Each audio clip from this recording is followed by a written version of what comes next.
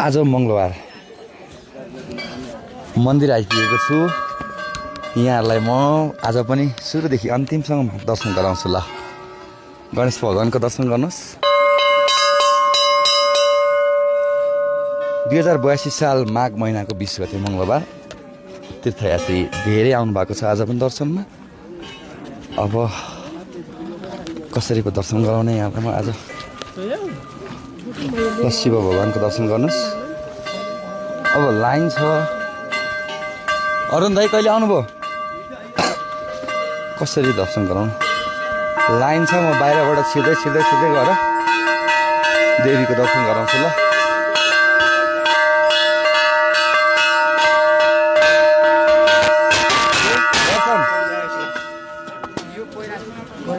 Morning दाइ, सन्चै हुन्छ? मैले यताबाट छिरेर आज भित्र उहाँहरूलाई छोड्नुहोस् भन्दै जाने कुरा भएन। हिमालको दर्शन गर्नुहोस्। दिनदिनै पाथिभरा दर्शनमा आउने भक्तजनहरूको सङ्ख्या बढ्न थालेको यहाँलाई यो दृश्य मार्फत देखाउँदै कहाँबाट छिरौँ भन्दैछु, कसरी दर्शन गराउँ भन्दैछु।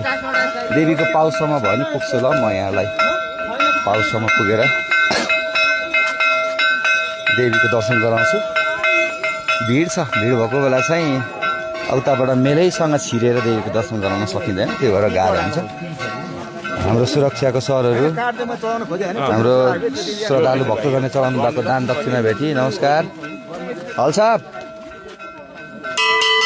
नमस्कार। ल, मैले पुरानो घन्टी बजाएँ। गुरु दर्शन, गुरु सन्चै हुन्छ?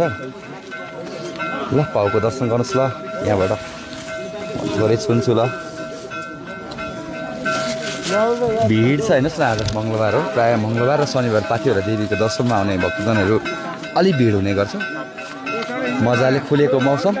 बिहान चाहिँ यति चिसो थियो, तर अहिले चाहिँ मजाले घाम लागिसकेपछि एकदम राम्रो गरी सानो सानो बच्चाहरू होइन, वृद्ध आमा बुवाहरू मजाले खुसी हुँदै देवीको दर्शन गर्दै हुनुहुन्छ। दिनदिनै पाथिभरामा दर्शन गर्न आउने भक्तजनहरूको सङ्ख्या बढ्न थालेको यहाँहरूलाई यो दृश्य मार्फत देखाउँदै आज 2082 साल माघ महिनाको 20 गते मङ्गलबार पाथिभरा मन्दिरबाट यहाँ सबैजनालाई नमस्कार।